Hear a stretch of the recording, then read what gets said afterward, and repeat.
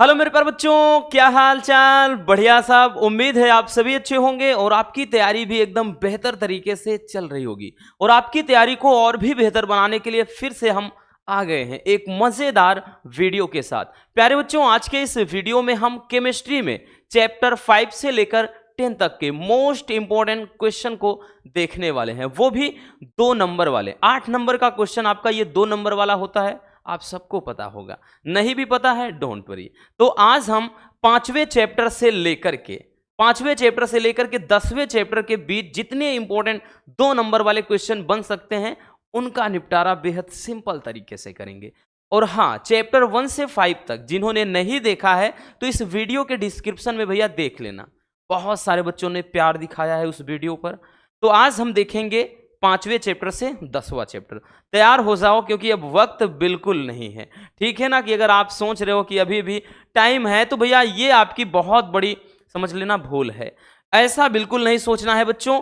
यूं समझना कि जैसे ये ब्रह्मास्त्र आपके सामने दिखाई पड़ रहा है तो इसी तरह से आपको भी ब्रह्मास्त्र बोर्ड पेपर में चलाना है, ठीक है ना। चलिए शुरू करते हैं बच्चों सारे इंपॉर्टेंट क्वेश्चन को। पहला क्वेश्चन है भैया लाजवाब सा क्वेश्चन। सारे क्वेश्चन आपके एकदम इंपॉर्टेंट वाले हैं, याद रखना। जो बोर्ड एग्जाम में पेपर में भैया रेगुलर मतलब यूं कह लें कि हर साल पूछे जाते हैं और जितने टाइप के हो सकते हैं सबका निपटारा करेंगे हम। पहला क्वेश्चन कि डीडीटी क्या है और डीडीटी का पर्यावरण पर क्या प्रभाव पड़ता है, और कह रहा है इसका उपयोग। This is the one of the most important question, ठीक है। बहुत ही प्यारा सा क्वेश्चन है बच्चों, याद रखना। आपके बोर्ड एग्जाम के नजरिए से मोस्ट इंपॉर्टेंट क्वेश्चन ये हेलो एल्केन और हेलो एरिन चैप्टर से, ठीक है। डीडीटी क्या है, इस देखिए अगर यहां से देखेंगे तो भैया 3 क्वेश्चन आपके तैयार हो रहे हैं कि डीडीटी क्या है, डीडीटी का पर्यावरण पर क्या प्रभाव पड़ता है, डीडीटी का उपयोग लिखिए। और कभी कभार डीडीटी का पूरा नाम पूछ लेता है, नहीं तो डीडीटी का संरचना सूत्र। तो सब कुछ आज हम समझेंगे एकदम सिंपल तरीके से। अभी सुनना है रसगुल्लों की डीडीटी आपने सुना होगा भैया, डीडीटी के बारे में अक्सर सुना होगा, ठीक है। और इसको उपयोग में भी लाया जाता है आज भी, गांव में देहात में, ठीक है, शहरों में भी। हालांकि ये बहुत ही हानिकारक होता है, ठीक, लेकिन फिर भी इसका उपयोग आज भी हो रहा है। तो डीडीटी, डीडीटी का पूरा नाम dichloro diphenyl trichloro ethane, DDT का पूरा नाम हो जाता है।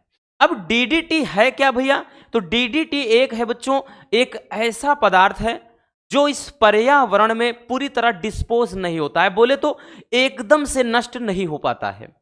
इसके जो अंश होते हैं यानी इसका जो अवशेष होता है वो पर्यावरण में लंबे टाइम तक बचा रहता है। इसी कारण ये नेचर के लिए बहुत ही ज्यादा घातक है और विषैला है। क्योंकि अगर भाई जहां पड़ गया है मिट्टी में, बारिश हुई तो भैया पानी के साथ बहकर नदी नालों तालाब में जा रहा पानी दूषित हो रहा है, भाई मिट्टी को तो दूषित कर ही रहा है, बाकी हवा को भी दूषित कर रहा है, तो ये बहुत ही घातक होता है, ठीक है। डीडीटी, डीडीटी क्या है, एक ऐसा पदार्थ है जो भैया जैव अपघट्य पदार्थ नहीं, अर्थात अपघटित जल्दी नहीं होता, लंबे समय तक पर्यावरण में इसका अंश बना रहता है, ठीक। तो ये तो हो गया प्रभाव। और इसका उपयोग क्या है, कीटनाशक के रूप में, कीटनाशक के रूप में किया जाता है आज भी। हालांकि ये इतना घातक है कि बहुत सारे देश में इसको पूरी तरह से बैन कर दिया गया है, इसका उपयोग वर्जित है, अर्थात उपयोग पर भैया रोक लगा दी गई है, बंद कर दिया गया है। लेकिन आज भी भारत में ये प्रचुरता में मिलता है। भाई भारत देश ही ऐसा है ना, यहाँ पर तो जुगाड़ वाले लोग बहुत ज्यादा हैं, ठीक है। तो समझ में आ गया रसगुल्लों। अब लिखना कैसे है कि डीडीटी का पूरा नाम डाइक्लोरो डाइफेनिल ट्राइक्लोरो एथेन है। यह एक ऐसा पदार्थ है जो पर्यावरण में जल्दी अपघटित नहीं होता, डिस्पोज पूरी तरह नहीं हो पाएगा, अर्थात जैव अपघटन या अपघट्य पदार्थ ये नहीं है। इसके अवशेष वातावरण में भैया क्या है, बने रहते हैं और इसका प्रभाव लंबे समय तक रहता है। इसका जो प्रभाव है वो लंबे समय तक रहता है और ये जीवित प्राणियों के लिए अत्यंत घातक एवं विषैला होता है। क्यों होता है अभी हमने बता दिया ना।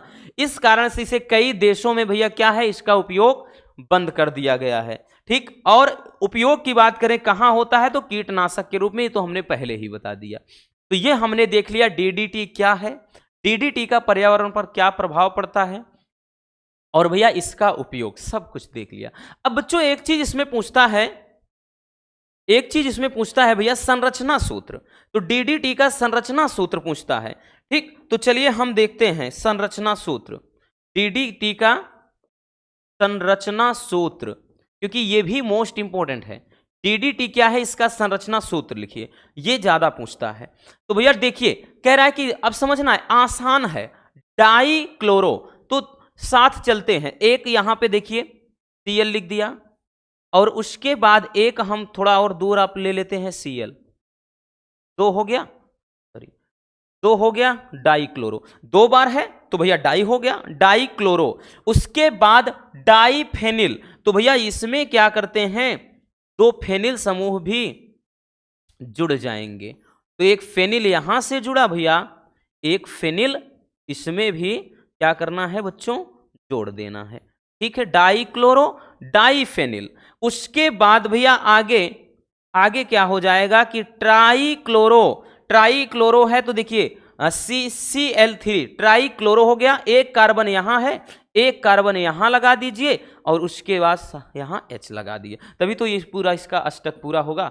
तो इसका नाम क्या हो गया, नाम हो गया, दो बार है डाई क्लोरो, दो बार फेनिल है तो डाई फेनिल, उसके बाद तीन क्लोरीन है तो ट्राई क्लोरो, उसके बाद दो कार्बन है तो दो पे मेथ होता है, एक कार्बन होता है तो भाई सॉरी दो पे एथ होता है, एक कार्बन होता तो मेथ होता, तो इसीलिए इसका नाम डाइक्लोरो डाइफेनिल ट्राइक्लोरो एथेन हो जाएगा।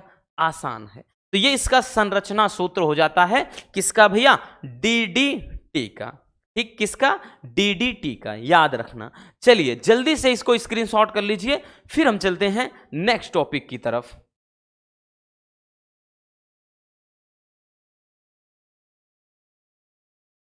हो गया ना, चलिए आगे चलते हैं।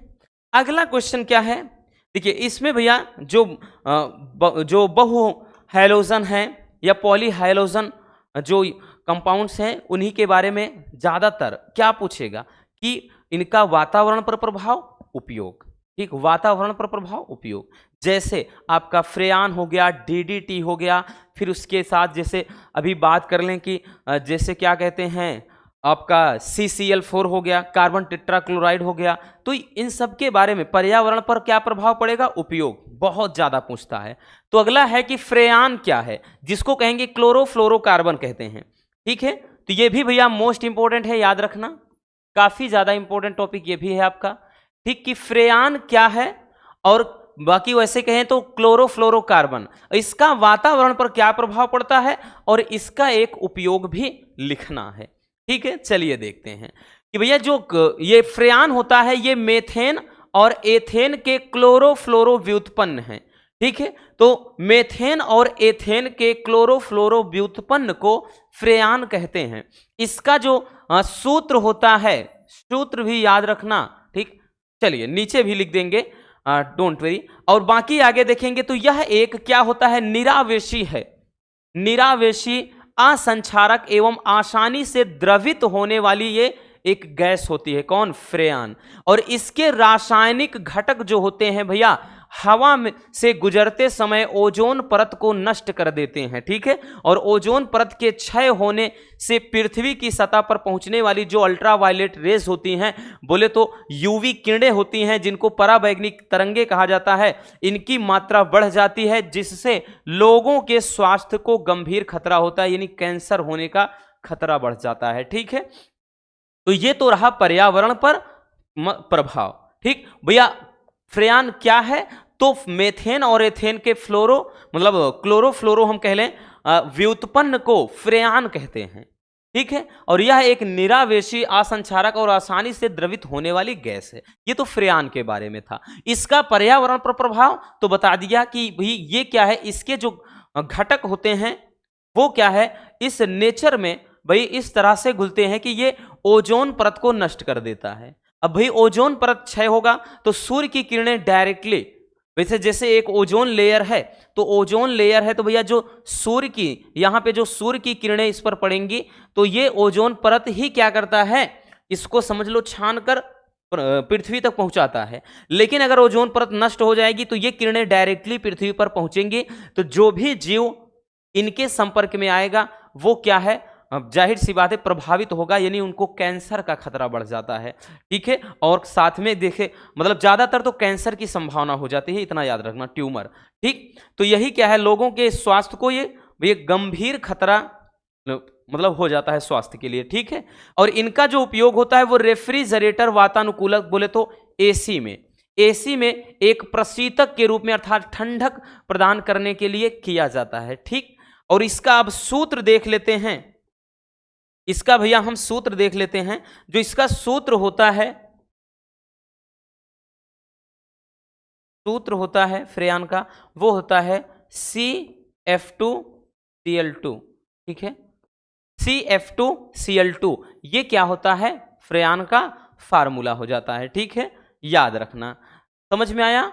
तो ये हो जाता है फ्रेयान और इसका वातावरण पर प्रभाव और इसका उपयोग। चलिए स्क्रीनशॉट कर लेना।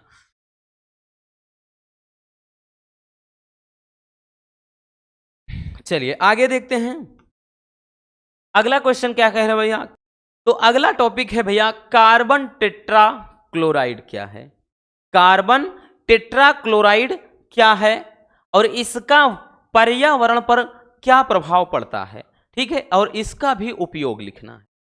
चलिए इसको भी देखते हैं भैया सिंपल तरीके से, ठीक है बच्चों। कार्बन टेट्रा क्लोराइड बोले तो भैया फार्मूला CCl4, ये कार्बन टेट्रा क्लोराइड, क्योंकि 4 है तो टेट्रा, ठीक, 5 होता पेंटा हो जाता।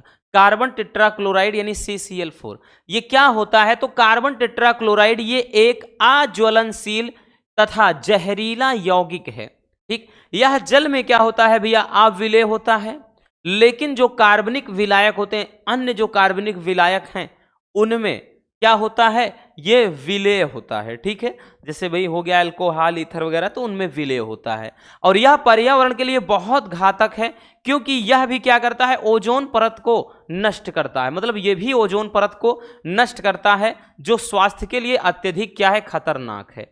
बाकी इसका उपयोग कहाँ होता है, तो इसका उपयोग अग्निशामन मतलब अग्निशामक जो यंत्र होते हैं उनमें प्रशीतक के रूप में यानी ठंडक प्रदान करने के लिए भैया इसका उपयोग, और साथ में ये विलायक के रूप में इनका प्रयोग किया जाता है। किसका, कार्बन टेट्रा क्लोराइड का, ठीक है ना। चलिए भैया स्क्रीनशॉट कर लीजिए इसको भी।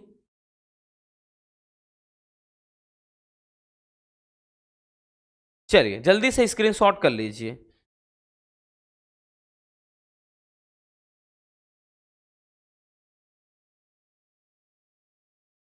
हो गया ना। चलिए आगे चलते हैं, अगला क्वेश्चन। अब देखिए भैया ईथर वाला में, ठीक है। देखिए अब कह रहा है कि एक क्वेश्चन है कि शुष्क ईथर की उपस्थिति में सोडियम तथा एक यौगिक ए के 2 मोल परस्पर अभिक्रिया करके एथेन बनाते हैं।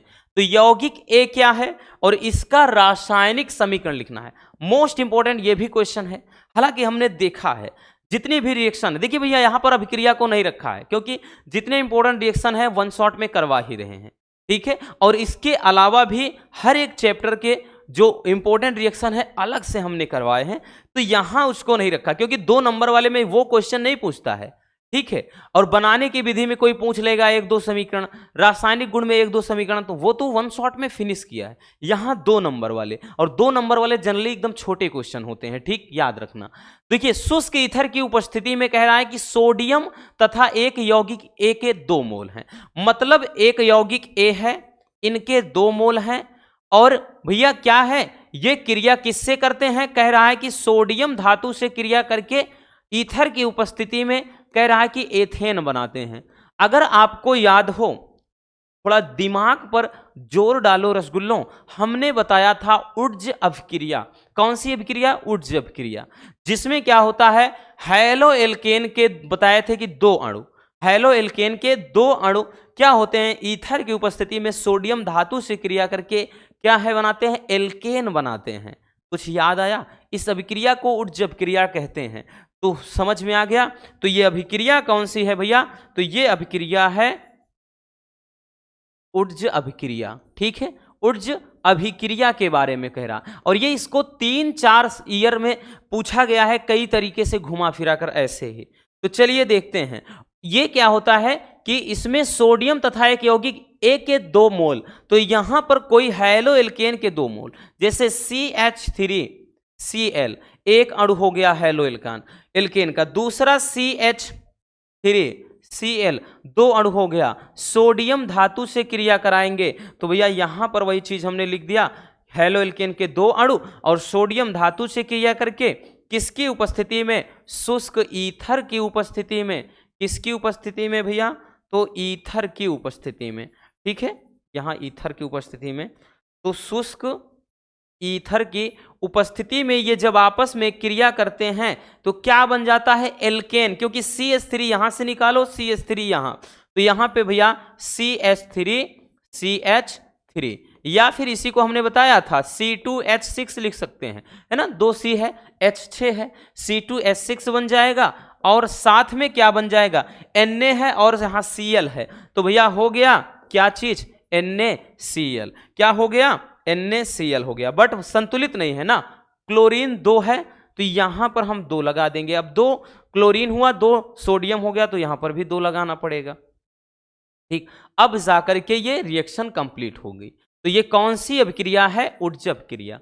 तो गुमराह करने के लिए क्वेश्चन कैसे भी आयोग पूछ सकता है, यानी बोर्ड पूछ सकता है, देखा कि भैया यहां किस तरीके से पूछा गया है, ठीक है, बट डोंट वरी, हमको नहीं घबराना भाई, कुछ भी पूछे ना, हम तो तैयारी करके जाएंगे। चलिए स्क्रीनशॉट कर लीजिए इसको भी,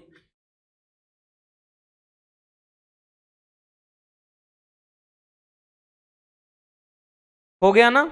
चलिए आगे चलते हैं भैया, अगला क्वेश्चन कह रहा है कि प्राथमिक, द्वितीयक और तृतीयक अल्कोहल में विभेद कीजिए। भैया ये क्वेश्चन भी बात कर लें तो 24 में आया था, प्राथमिक, द्वितीयक, तृतीयक, और आता है हर साल, 23 में देखो ना, 23 में भी आया है, 22 में भी पूछा गया है भैया, तो याद रखना ये अल्कोहल का, भाई प्राथमिक, द्वितीयक और तृतीयक अल्कोहल में विभेद कीजिए, यानी आपको क्या करना है, तीनों के एग्जाम्पल बताना है, ठीक है, यानी तीनों को क्या करना है, समझाना है। तो भैया सबसे पहला प्राथमिक अल्कोहल, प्राथमिक अल्कोहल क्या होता है, प्राथमिक अल्कोहल क्या होता है ये आपको बताना है, ठीक है। उसके बाद भैया हम द्वितीयक अल्कोहल या 2 डिग्री बोलते हैं ना, द्वितीयक अल्कोहल क्या होता है, और साथ में आपको बताना है किसके बारे में भैया, तो एक तृतीयक अल्कोहल, तृतीयक अल्कोहल, द्वितीयक और तृतीयक, प्राथमिक, द्वितीयक, तृतीयक अल्कोहल।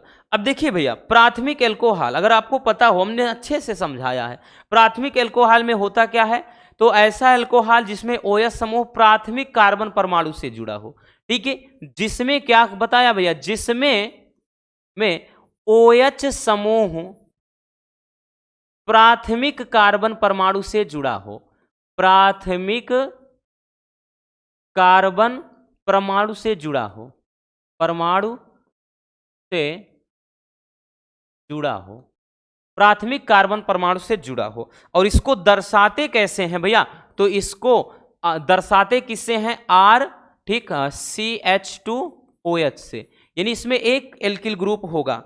फॉर एग्जाम्पल के थ्रू अगर हम समझेंगे तो भैया चाहे CH3OH ये भी हालांकि हो जाएगा, बाकी अगर जैसे इस पर एग्जाम्पल देखेंगे तो CH3CH2OH ये प्राथमिक अल्कोहल है, क्योंकि इसमें जो होता है OH समूह प्राथमिक कार्बन परमाणु से जुड़ा होता है, ठीक, तो ये प्राथमिक हो जाएगा। द्वितीयक अल्कोहल या 2 डिग्री भैया, तो जिसमें क्या हो रसगुल्लों, जिसमें OH समूह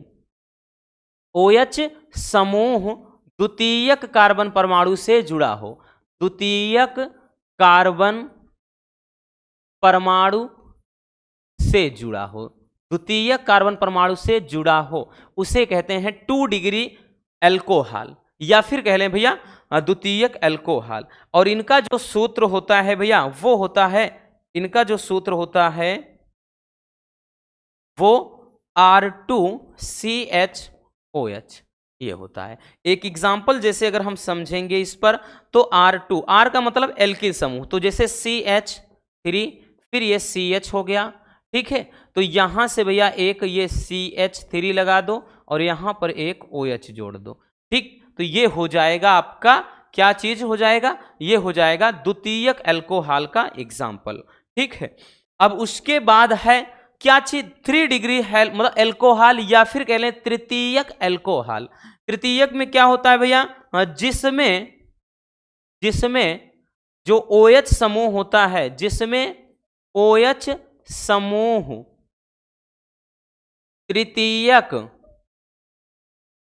तृतीयक कार्बन परमाणु से जुड़ा हो, तृतीयक कार्बन परमाणु से जुड़ा हो, तो उसे बोलेंगे 3 डिग्री अल्कोहल या तृतीयक। और इसका जो सामान्य सूत्र होता है, दर्शाते किससे हैं भैया, R3C और OH से दर्शाते हैं। ठीक, जैसे एक एग्जाम्पल देखें, अब की बार देखो ये कह रहा है कि R3, ठीक है, तो R3 रहेगा यानी एल्किल समूह 3 रहेगा, CH3 ये C हो गया, ऊपर भी एक CH3 हो गया, एक CH3 यहां हो गया और नीचे OH, तो यही तो हो गया ना R3, 1 2 3 है एल्किल ग्रुप और C के साथ में एक OH, तो ये प्राथमिक द्वितीयक और तृतीयक अल्कोहल हो जाएगा। है 2 नंबर वाला, लेकिन कभी कभार ये आपके 3 नंबर में भी पूछ लेता है, याद रखना। समझ में आ गया कि प्राथमिक द्वितीयक या तृतीयक, या भैया इसी को 1 डिग्री बोलते हैं अल्कोहल, या इसी को 2 डिग्री अल्कोहल, या इसी को भैया 3 डिग्री अल्कोहल कहते हैं। ठीक, चलिए जल्दी स्क्रीनशॉट कर लीजिए।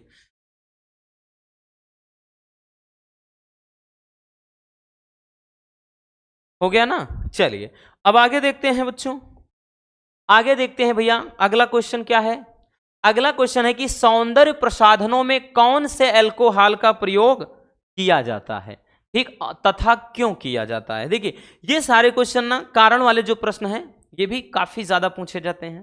ठीक, तो सौंदर्य प्रसाधन में जितने ब्यूटी प्रोडक्ट होते हैं, ब्यूटी वाले जो क्रीम वगैरह होती है ना, और उसके साथ जो भी जेल वगैरह जिसे उसमें इस्तेमाल किया जाता है, साथ में बॉडी लोशन वगैरह है, मतलब जितने सौंदर्य प्रसाधन होते हैं अक्सर परफ्यूम वगैरह में भी, कह रहा है में कौन से अल्कोहल का प्रयोग करते हैं तथा क्यों करते हैं। एकदम सिंपल है, याद रखना। देखिए सौंदर्य प्रसाधन के लिए एथिल अल्कोहल बोले तो C2H5OH एथिल अल्कोहल का प्रयोग किया जाता है। जनरली एथिल अल्कोहल का ही प्रयोग करते हैं, क्योंकि यह एक अच्छा विलायक होता है तथा उदासीन होने के साथ साथ ये विषैला भी नहीं होता है। क्यों भैया, क्योंकि याद रखना हमने बताया ना कि ये क्या होता है, उदासीन है।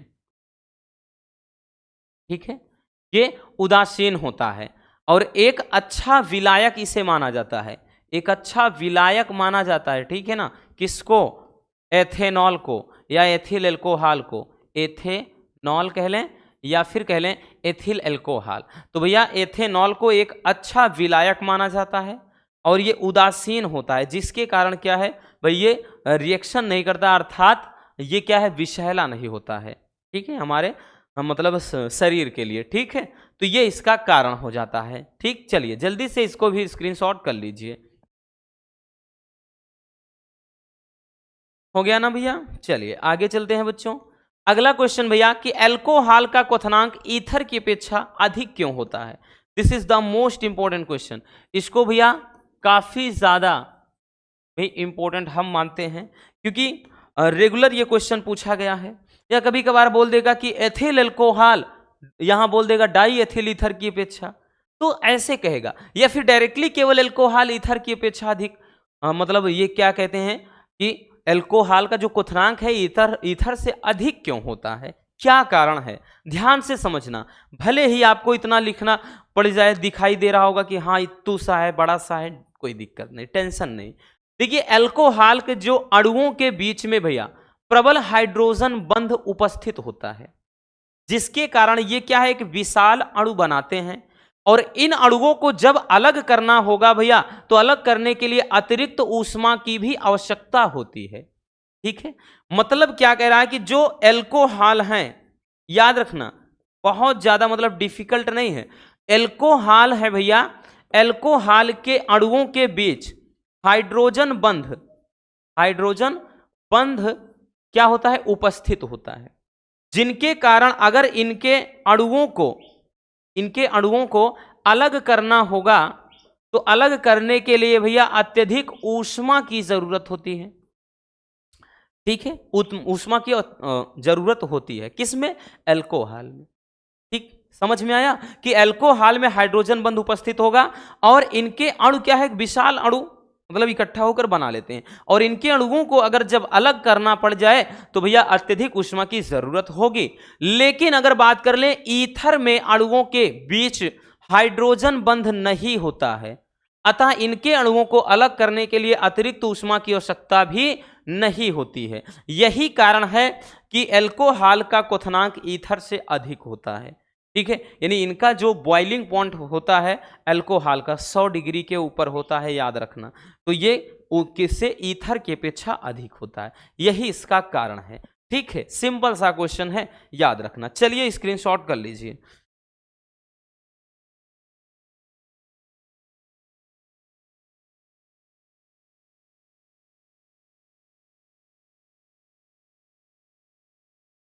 हो गया, चलिए आगे चलते हैं। अगला क्वेश्चन कि फिनॉल की जो प्रकृति है वो अम्लीय क्यों होती है? ये क्वेश्चन भी मोस्ट इंपॉर्टेंट है। ये क्वेश्चन भी बबुआ काफी ज्यादा इंपॉर्टेंट है, तो हम मोस्ट इंपॉर्टेंट इसको बोलेंगे कि जो फिनॉल की प्रकृति है वो अम्लीय होती है क्यों। देखिए क्या कारण है, यानी यह बोल देगा कि भैया फिनॉल अम्ल के गुण प्रदर्शित करता है, कारण स्पष्ट कीजिए, ऐसे भी बोल देगा। तो फिनॉल में हाइड्रोजन आयन को त्यागने तथा फिनॉक्साइड आयन उत्पन्न करने की क्षमता होती है, जिसके कारण यह अम्लीय गुण दर्शाता है। एकदम सिंपल सा है भैया। फिनॉल का फार्मूला क्या होता है? फिनॉल का फार्मूला क्या होता है?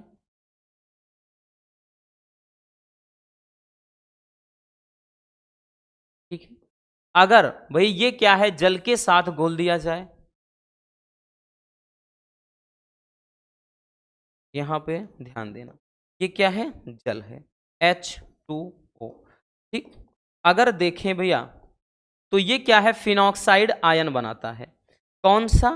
फिनॉक्साइड आयन बनाता है। मतलब यहां से जो ये हाइड्रोजन त्यागने की है ना, कि हाइड्रोजन आयन त्यागने की, ये क्या कर देगा, एक जो हाइड्रोजन आयन है इसको निकाल देगा। तो यहां पर क्या बच जाएगा? केवल और केवल फिनॉक्साइड आयन बनाएगा। ये क्या बनाएगा? फिनॉक्साइड, यानी ये केवल और केवल फिनॉक्साइड आयन बनाएगा। यहां से H निकला, यहां जुड़ जाएगा, तो भैया H3O ये प्लस में हो जाएगा।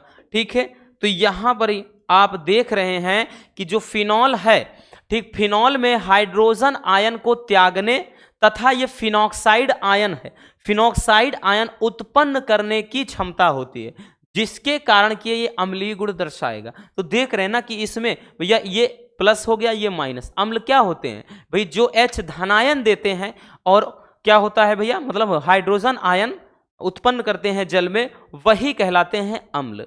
ठीक है, तो यहां पर ये कौन सा आयन उत्पन्न कर रहा है? तो ये फिनॉक्साइड, फिनॉक्साइड। तो फिनॉक्साइड आयन उत्पन्न करने की क्षमता रखता है। बाकी ये क्या है? फिनॉल है।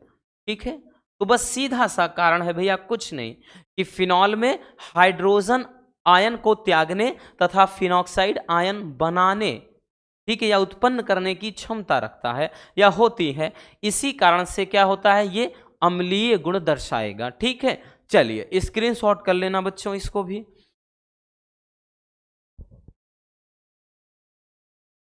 हो गया बबुआ। चलिए आगे चलते हैं भैया। अगला क्वेश्चन, हमारा नेक्स्ट क्वेश्चन है कि अल्कोहल का आणविक द्रव्यमान बढ़ने पर जल में इनकी विलेयता घटती जाती है क्यों? ये सारे रेगुलर क्वेश्चन है भैया, याद रखना, ये रेगुलर वाले क्वेश्चन है बच्चों, ये भी मोस्ट इंपॉर्टेंट है, या किसी ना किसी सेट में जरूर आएगा बच्चों। ठीक, कि अल्कोहल का आणविक द्रव्यमान अगर कह रहा है कि बढ़ता है तो इनकी जल में विलेयता क्यों घट जाती है? मतलब कि शुरू में के जो 2 से 3 अल्कोहल के क्या होते हैं, घटक होते हैं, वो उनकी जल में विलेयता ठीक ठाक होती है। फिर कह रहा है कि यदि उनका आणविक द्रव्यमान यानी अणुभार बढ़ता चला जाए तो वो जल में घुलने की क्षमता भी कम होती चली जाती है। क्या कारण है? चलिए समझना है ध्यान से। देखिए भैया, अल्कोहल के प्रथम जो 3 सदस्य होते हैं, यानी प्रथम में मेथेनॉल, एथेनॉल, प्रोपेनॉल, ठीक, इनकी बात कर रहा है। 3 सदस्य अधिक मिश्रणीय होते हैं, ठीक, क्योंकि इनका अणुभार क्या होता है, निम्न, इनका अणुभार कम होता है, और जैसे जैसे अणुभार इनका बढ़ता है जल में विलेयता भी घटती जाती है।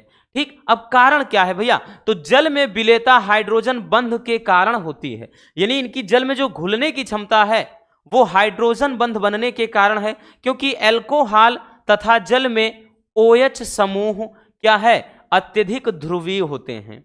ठीक है, जो निम्न एल्कोहल होते हैं भैया उनमें क्या ये ध्रुवीय होंगे, घुल जाएंगे आसानी से, जबकि उच्च सदस्यों में जो OH समूह होगा वो कम ध्रुवीय होते हैं, और यही कारण है कि अणुभार बढ़ने पर विलेयता घटती है। क्योंकि अगर जल में देखें, H2O में भी देखें तो भैया इसमें क्या होता है, H धनायन होगा और OH ऋणायन होगा। ठीक, अगर आप जैसे C2H5OH देखें तो इसमें भी तो OH है, इसमें भी तो हाइड्रोक्साइड आयन है, और जल में भी तो आप देख रहे हैं। तो कारण बस इतना सा है, कारण क्या है कि जल में विलेयता हाइड्रोजन बंध के कारण होती है, यानी एल्कोहल की जल में विलेयता हाइड्रोजन बंध के कारण होती है, क्योंकि एल्कोहल तथा जल में दोनों में OH समूह क्या होते हैं भैया, अधिक ध्रुवीय होते हैं, और जबकि उच्च सदस्यों में जैसे भैया इनका अणुभार बढ़ता चला जाएगा जो OH समूह होंगे वो कम ध्रुवीय होते चले जाते हैं। यही कारण है कि अणुभार बढ़ने पर विलेयता क्या होती है, घट जाती है। ठीक है ना, आई बात समझ में। चलिए भैया इसको भी जल्दी से स्क्रीनशॉट कर लीजिए।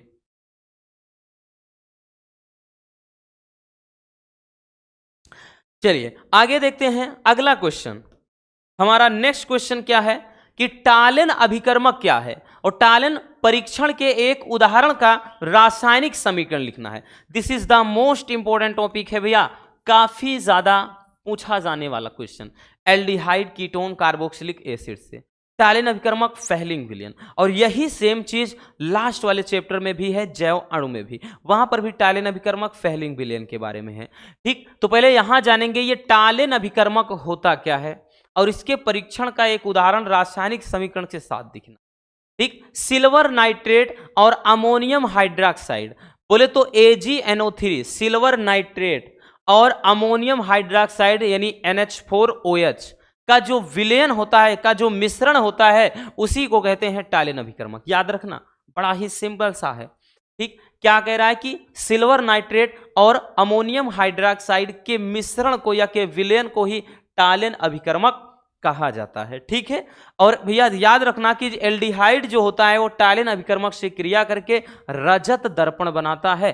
ठीक, ये बहुत ज्यादा पूछा जाता है। तो चलिए रिएक्शन लिखते हैं। एक टालेन अभिकर्मक, ठीक, और टालेन अभिकर्मक कि भैया किसके साथ क्रिया कराना है, रजत दर्पण, ये मिश्रण होता है। इनके मिश्रण से एक जो बनता है कंपाउंड्स Ag2O, यही सामूहिक रूप से टालेन अभिकर्मक कहलाता है।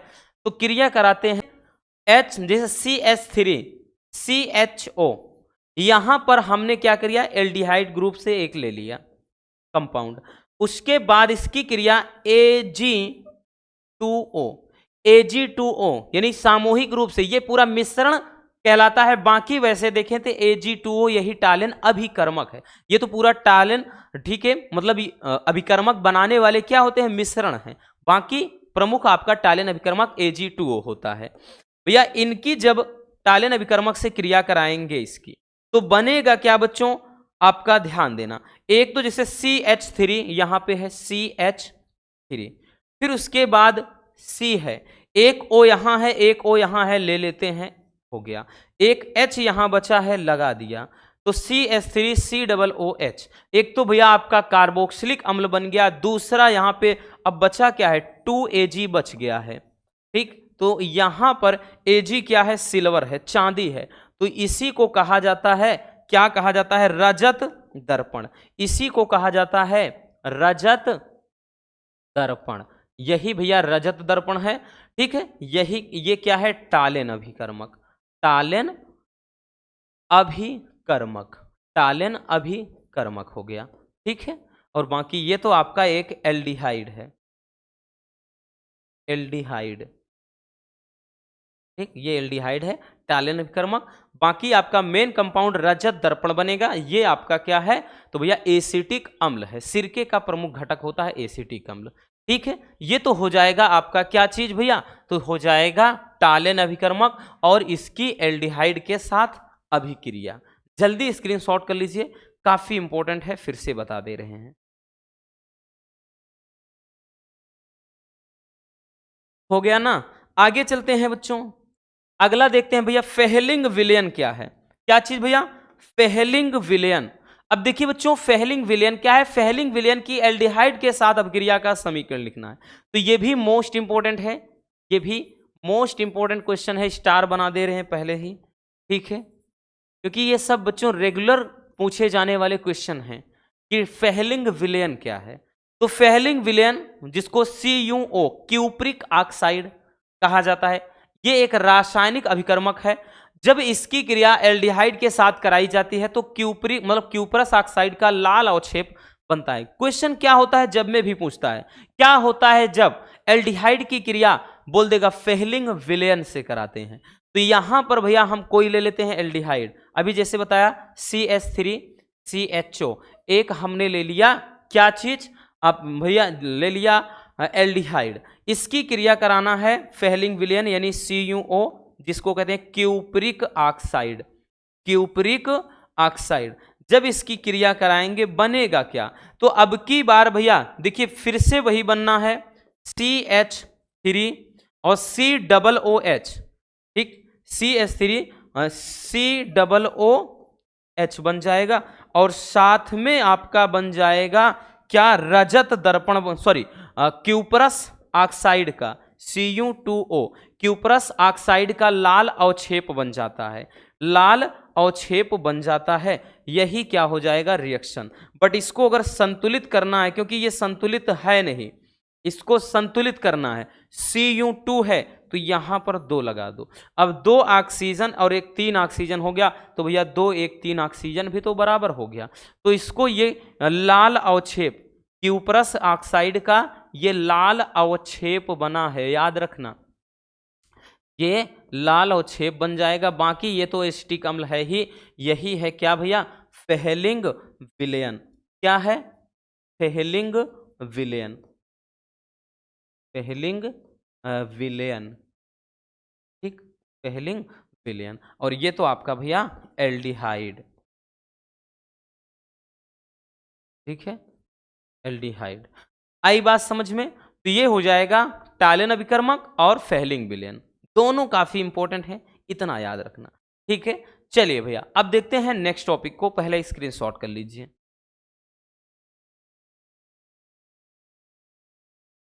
चलिए नेक्स्ट टॉपिक देखते हैं, हमारा अगला टॉपिक क्या है, एमीन किसे कहते हैं, और प्राथमिक द्वितीयक तृतीयक या एमीन का उदाहरण लिखना, ये भी इंपॉर्टेंट है और जनरली पूछा जाता है। 24 में भी आया था ये क्वेश्चन भैया, ठीक, 24 में भी पूछा, जब हम 1 शॉट भी बता रहे थे तब भी बताया था कि एल्कोहल वाले में भाई प्राथमिक द्वितीयक तृतीयक एल्कोहल, हेलोल्केन में भी प्राथमिक द्वितीयक तृतीयक, और एमीन वाले में भी प्राथमिक द्वितीयक तृतीयक, सब में आता है।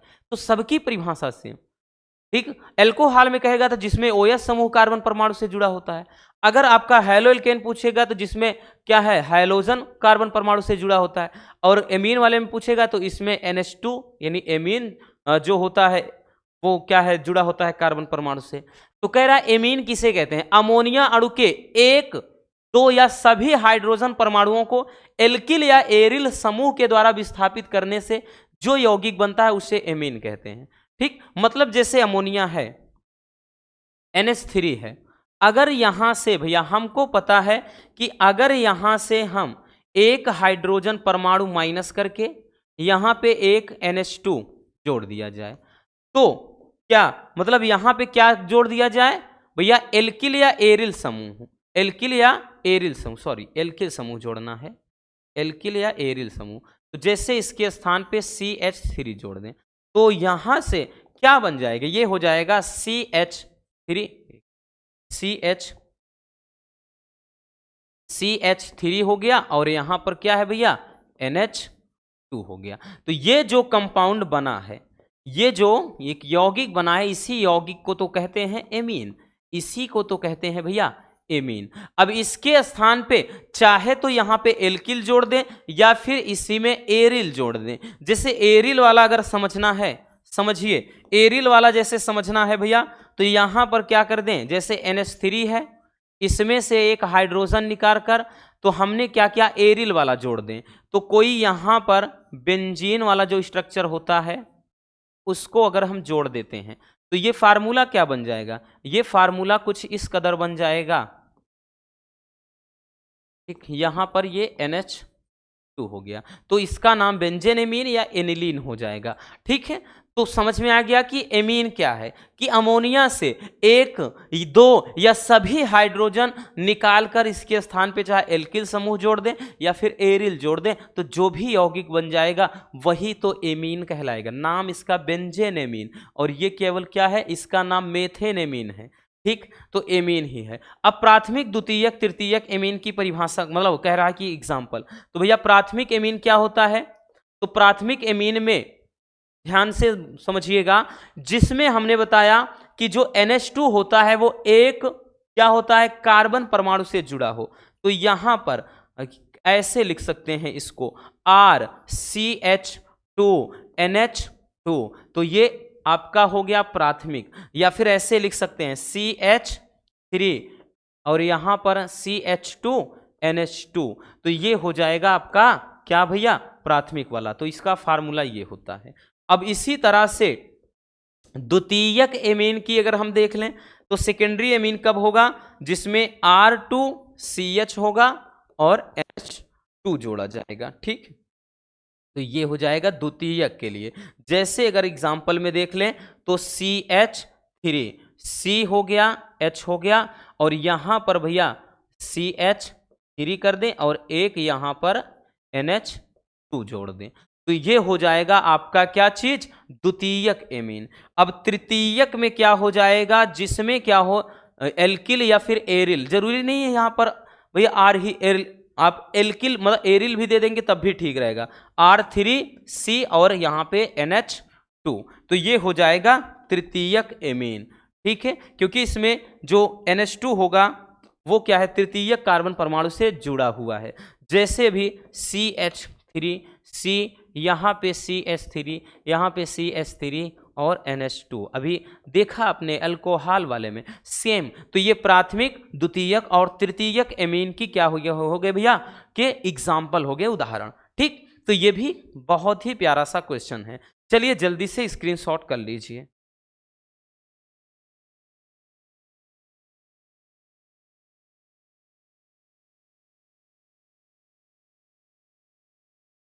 हो गया ना, समझ में आ गया। चलिए भैया आगे चलते हैं, अगला क्वेश्चन देखते हैं बुआ। अगला क्वेश्चन क्या है, एथिलेमीन जल में विलेय है लेकिन बेंजेनेमीन नहीं, क्यों। देखिए ये भी क्वेश्चन कई बार पूछा गया है, पिछले 2-3 साल में ये पूछा गया है भैया, प्रीवियस ईयर में, इसलिए हमने रख लिया।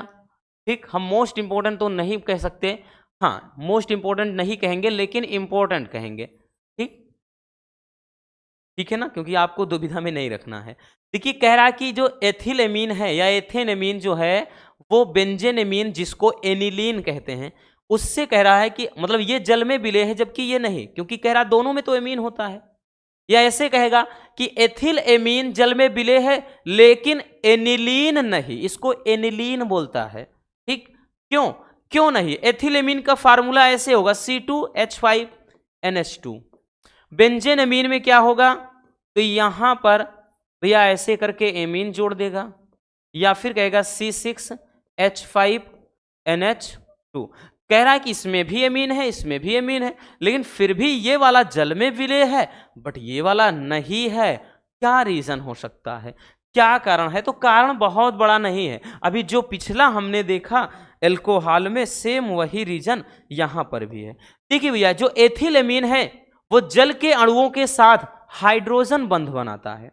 अभी हमने क्या बताया कि जो C2H5 ये NH2 ये एथेनेमीन है, ये क्या करता है, जल के अणु के साथ हाइड्रोजन बंध बनाएगा।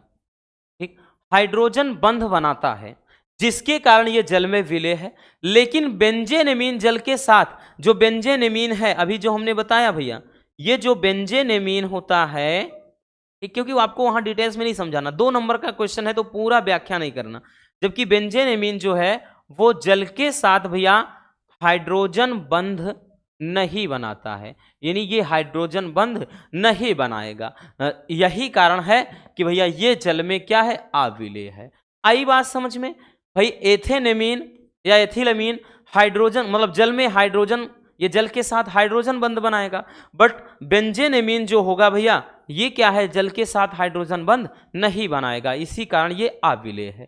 ठीक है, तो ये इसका कारण हो जाता है। चलिए स्क्रीनशॉट कर लीजिए, देखिए। ठीक, चलिए आगे चलते हैं। अगला क्वेश्चन, मॉलिस परीक्षण क्या है? ये भी बहुत ही प्यारा सा क्वेश्चन है। मॉलिस परीक्षण किसे कहते हैं? ठीक, इसको अपन मोस्ट इंपॉर्टेंट कहेंगे कि मॉलिस परीक्षण है क्या। ठीक, देखिए मॉलिस जो परीक्षण होता है ये कार्बोहाइड्रेट, लास्ट वाले चैप्टर से, तो कार्बोहाइड्रेट के पहचानने की एक मतलब प्रक्रिया होती है। इसमें करते क्या है भैया, एक मतलब बीकर ले लेते हैं, जैसे ये कोई क्या है, पात्र है, कोई पात्र। इसमें करते क्या है कि किसी पात्र में भैया यहां पर क्या करते हैं, इस पात्र में कोई पदार्थ ले लेते हैं, जिस पदार्थ में मतलब जिस पदार्थ में कार्बोहाइड्रेट की उपस्थिति का पता लगाना है। जैसे कोई पदार्थ है भाई, अगर जानना है उसके बारे में कि उसमें कार्बोहाइड्रेट की मात्रा है कि नहीं, तो सबसे पहले क्या करते हैं, उसी पदार्थ के जलीय विलयन को ले लेंगे। तो इसमें उसका जलीय विलयन पदार्थ का, जिससे जलीय विलयन ये भरा हुआ है, ठीक है, उस पदार्थ का जलीय विलयन इसमें क्या है, भरा हुआ है। ठीक, अब उसके बाद करेंगे क्या, जलीय विलयन ले लिया, फिर इसमें 2 ml अल्फा नेफ्थॉल डाल देते हैं। ठीक, 2 ml मतलब अभी मॉलिस अभिकर्मक डाल देते हैं। कितना, तो इसमें भैया मिक्स कर देते हैं 2 ml मॉलिस अभिकर्मक। क्या चीज, मॉलिस अभिकर्मक डाल दिया जाता है 2 ml। अब मॉलिस अभिकर्मक है क्या, तो मॉलिस अभिकर्मक का मतलब होता है अल्फा नेफ्थाल।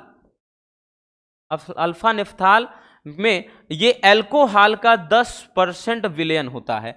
ठीक, वो भी एथिल एल्कोहल का, तो यहां पर C2H5OH।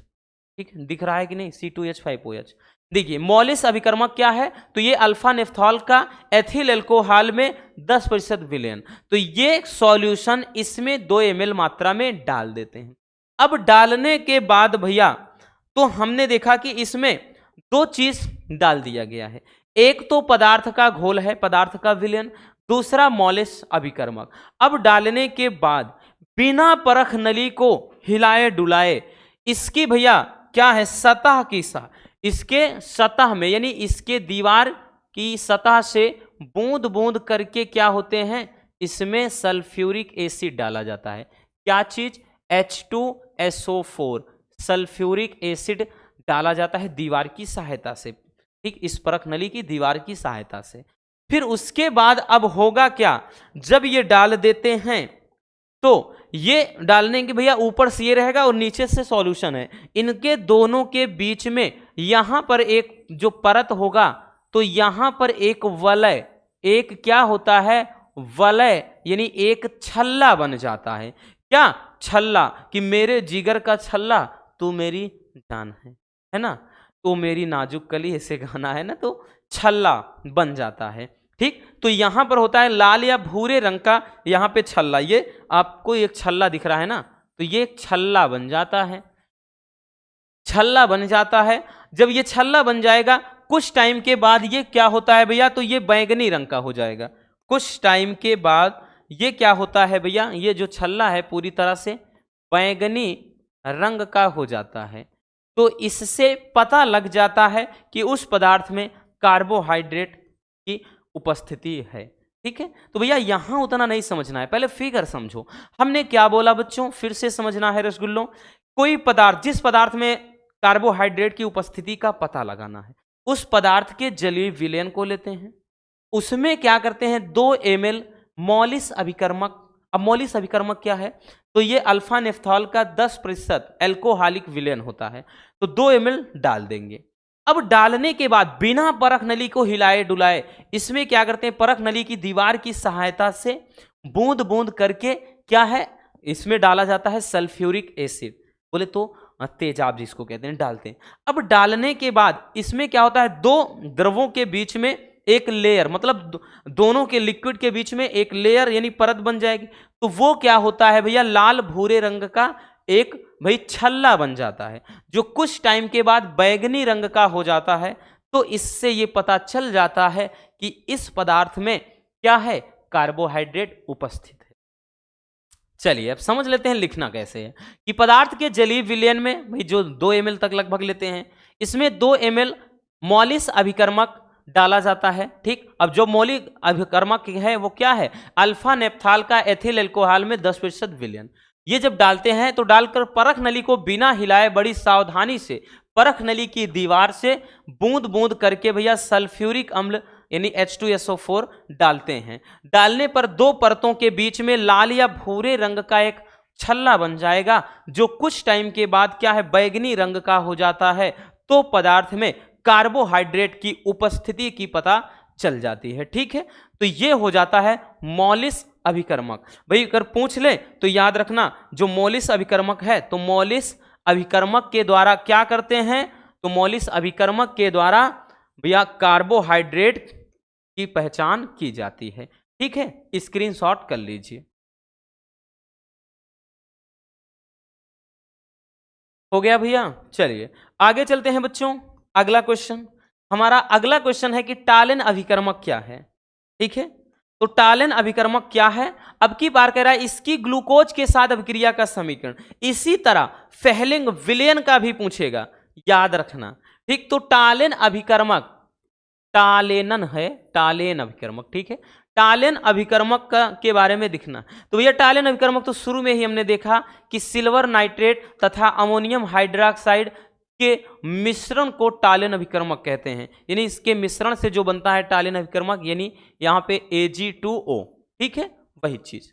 और ग्लूकोज के साथ अभिक्रिया करके ये भी रजत दर्पण बनाएगा, बट अब की बार इसको भाई और उत्पाद बनाएगा। ठीक है, जैसे यहां पर ले लेते हैं अब की बार ग्लूकोज, तो ग्लूकोज का फार्मूला होता है CHO, CHOH का ये होल 4 रहेगा और CH2OH।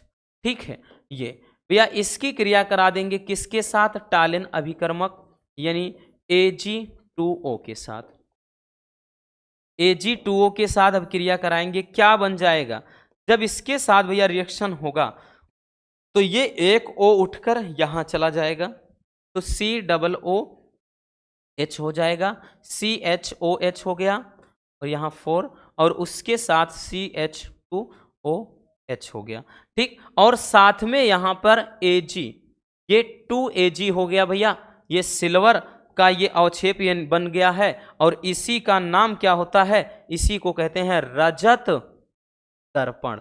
और यहां पर ध्यान देना, अब की बार हमारा ये जो बना है, देखिए ये भी है एक अम्ल ही, लेकिन इसका नाम होता है ग्लूकोनिक अम्ल। क्या होता है, ग्लूकोनिक अम्ल।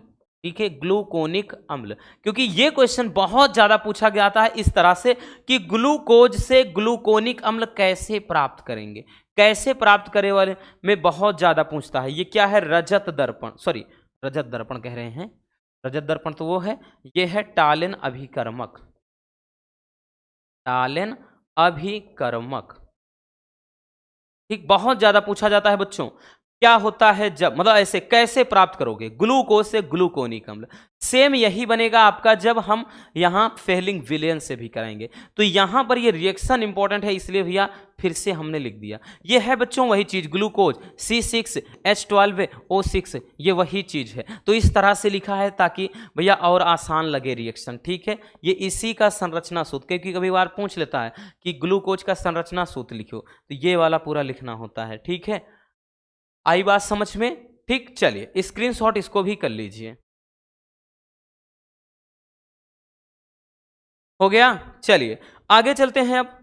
अब नेक्स्ट क्वेश्चन देखते हैं। अगला क्वेश्चन है कि भैया विटामिन क्या है? क्या है विटामिन? क्या है ये? किस प्रकार वर्गीकृत किए गए हैं? और रक्त में स्कंदन के लिए उत्तरदायी विटामिन का नाम लिखना है।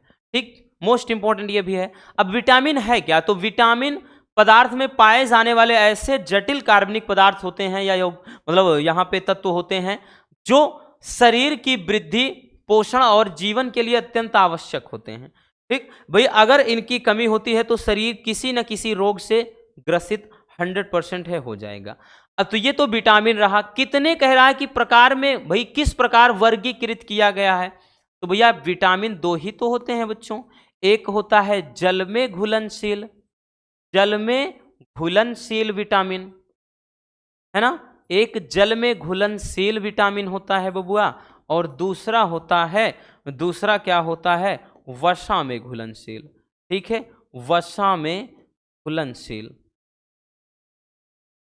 एक जल में घुलनशील विटामिन और दूसरा वसा में घुलनशील विटामिन। देखिए जल में जो घुलनशील विटामिन होता है वो विटामिन बी तथा सी होता है, याद रखना। विटामिन बी तथा सी जल में घुलनशील विटामिन है। और विटामिन जो वसा में होता है, इसके अलावा अब जो बचेगा ए, डी, ई तथा क्या बच जाता है? के। ठीक है, ए, डी, ई, के, ये वसा में घुलनशील विटामिन है। और एक क्वेश्चन और किया है कि रक्त के स्कंदन के लिए उत्तरदायी विटामिन क्या? रक्त के स्कंदन का मतलब रक्त का थक्का बनाने वाला विटामिन कौन सा है भैया? तो याद रखना बच्चों, जो रक्त का थक्का बनाता है तो रक्त के स्कंदन के लिए उत्तरदायी विटामिन कौन सी है? आपको याद है ना भैया, हमने पूरा का पूरा समझाया है बढ़िया तरीके से। भैया जो 5 नंबर का क्वेश्चन पूरा विटामिन का व्याख्या किया था, कमी से रोग, रासायनिक नाम और साथ में स्रोत, सब उसी में समझाया था। उत्तरदायी विटामिन कौन सी है भैया? के है। ठीक है, विटामिन के है, क्योंकि के, विटामिन के की कमी से ही क्या होता है? रक्त का थक्का नहीं बनता है। तो भैया रक्त का थक्का यानी स्कंदन का मतलब वही है जो ब्लड क्लोटिंग होती है, रक्त का थक्का बनता है। ठीक है, तो रक्त के स्कंदन के लिए उत्तरदायी विटामिन कौन सी है? के है। ठीक, चलिए जल्दी से स्क्रीनशॉट कर लीजिए। हो गया ना? अब चलते हैं बच्चों अगले क्वेश्चन पर। हमारा नेक्स्ट क्वेश्चन क्या है भैया? अगला क्वेश्चन है कि हार्मोन क्या है, इनका महत्व बताना है आपको। ठीक, ये भी मोस्ट इंपॉर्टेंट। ये सारे क्वेश्चन पूछे गए हैं भैया, ठीक, सारे के सारे हर साल पूछे जाते हैं। हार्मोन्स क्या होते हैं? देखिए हार्मोन्स हैं क्या? तो भैया देखिए जनरली जो भी चीज हम खाते हैं ज्यादातर तो जैसे भाई प्रोटीन हो गया, वसा हो गया, विटामिन हो गया, ठीक, अन्य जो मिनरल्स होते हैं, और ठीक है फैट वगैरह मतलब वसा वगैरह, तो सब मिलते हैं हमको भोजन से। बट हार्मोन्स जो होते हैं ये हमको किसी भोजन वगैरह से नहीं मिलते हैं, ये हमारे शरीर के अंदर ही कोशिकाओं से स्रावित होने वाले पदार्थ होते हैं। ठीक है, तो यहां पर ध्यान समझना, लिखेंगे कि ये शरीर में विशिष्ट कोशिकाओं द्वारा उत्पन्न ऐसे रासायनिक पदार्थ होते हैं जिनमें कई महत्वपूर्ण शारीरिक क्रियात्मक कार्य हैं। ठीक है, यानी इनके, ठीक, ये जिन कोशिकाओं में से भैया बनते हैं वहां से ये लक्ष्य कोशिकाओं तक रक्त के माध्यम से पहुंचते हैं। मतलब ये जहां पर बनेगा वहां से, मतलब ये ब्लड के माध्यम से उस भाग तक पहुंचेगा जहां इनको काम करना है। ठीक है, वहां तक पहुंचता है ये, और लक्ष्य कोशिकाओं तक पहुंचकर ये काम को खत्म करने के बाद ये नष्ट हो जाते हैं। मतलब एक बार इनका काम हुआ तो इनका भी काम हुआ। मतलब कहने का अर्थ ये काम एक बार कर लेते हैं तो भैया ये भी नष्ट हो जाएंगे। जिससे देखा होगा भी सारा चीज हार्मोन्स का खेल है। ठीक है, हाइपोथैलेमस जो होता है हमारे माइंड में ना, उसी के कारण जो भी हार्मोन्स रिलीज होते हैं। हमें गुस्सा आता है, तत्काल गुस्सा ठंडा भी हो जाता है। ठीक, हमें गर्मी लगती है तो भैया गर्मी लगना, ये मतलब ठंडी लगना, तो ये शरीर को हमें फील क्यों होता है भाई, हम गुस्सा हो जाते हैं, किसी से हमको प्रेम हो जाता है, लगाव हो जाता है, ठीक है। तो ये सब चीज, सहनशीलता हमने बताया ना, ताप वगैरह, कैसे हमको, तो ये सब हार्मोन्स का किया कराया होता है। व्यक्ति के अंदर फीलिंग आती है, हार्मोन्स का किया कराया। तो एक बार ये हार्मोन्स शरीर से जब मतलब रिलीज होते हैं, तो जैसे ही काम खत्म हो जाएगा तो ये भी क्या है, विलुप्त हो जाते हैं, ठीक है। फिर नए लक्ष्य कोशिकाओं से नए हार्मोन्स निकलेंगे, फिर वो जाकर के फिर नया काम करेंगे, ठीक। तो याद रखना। चलिए जल्दी से इसको भी स्क्रीनशॉट कर लीजिए। हो गया बच्चों। चलिए भैया अगला देखते हैं, नेक्स्ट क्या है, प्रोटीन। अगला है कि प्रोटीन क्या है, कि प्रोटीन क्या है, और प्रोटीन का भी भैया कार्य, ये भी तो मोस्ट इंपॉर्टेंट क्वेश्चन है, याद रखना, वेरी वेरी इंपॉर्टेंट, कहेंगे मोस्ट से भी ज्यादा है। तो भैया यहां पे प्रोटीन होते क्या है, तो देखिए प्रोटीन उच्च अणुभार वाले नाइट्रोजन युक्त जटिल कार्बनिक यौगिक होते हैं, और ये क्या होते हैं भैया, वनस्पति और जंतुओं दोनों में पाए जाते हैं। तो ये वनस्पतियों और जंतुओं भाई दोनों में पाए जाते हैं। अगर जंतु की बात कर ले तो दूध, दही, पनीर, अंडा, मछली आदि में पाए जाते हैं, और वनस्पति के अंतर्गत ये दाल, अनाज, मटर, मूंगफली, सोयाबीन आदि में पाए जाते हैं।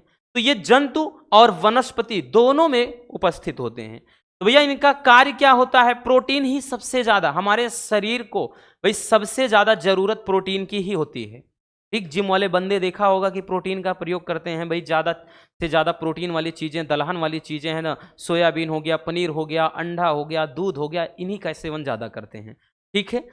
ये चीज तो प्रोटीन का कार्य, एक तो पेशियों का निर्माण, मसल्स है ना, मसल्स बनाने का काम करता है, तभी तो बॉडी बिल्डर इसका उपयोग करते हैं। दूसरा शरीर की वृद्धि व विकास के लिए आवश्यक है। नेक्स्ट है क्षतिग्रस्त कोशिकाओं तथा ऊतकों का सुधार, यानी मरम्मत करने, शरीर में जो टूट फूट की मरम्मत करना है तो अब ये काम होता है। और एंजाइम व हार्मोन्स का संश्लेषण करने का काम करता है, और ये हमारे ब्लड और अन्य जो तरल पदार्थ होते हैं उनके पीएच को भी, यानी जो पीएच वैल्यू होता है, पोटेंशियल ऑफ हाइड्रोजन, पीएच मान को भी कंट्रोल करने का काम प्रोटीन ही करता है। तो ये भैया क्या हो जाएंगे, प्रोटीन हो जाएंगे, प्रोटीन के कार्य हो जाएंगे। आई बात समझ में बच्चों। चलिए भैया स्क्रीनशॉट जल्दी से इसको कर लीजिए। हो गया बच्चों। तो बस आज के इस वीडियो में इतना ही। उम्मीद है मेरे प्यारे रसगुल्लों को आज की ये वीडियो काफी ज्यादा पसंद आई होगी। उम्मीद है भैया आप लोग अच्छे से दिल लगी के साथ पढ़ोगे, भाई यही हमारी तमन्ना है, अच्छे नंबर लाओगे। और नेक्स्ट वीडियो में हम 3 नंबर वाले क्वेश्चन को देखेंगे, परेशान मत रहिए। मिलते हैं किसी और ऐसे शानदार टॉपिक के साथ। Love you, bye bye, take care. और हाँ, एक प्यारा सा कमेंट बॉक्स में छोड़ दीजिएगा।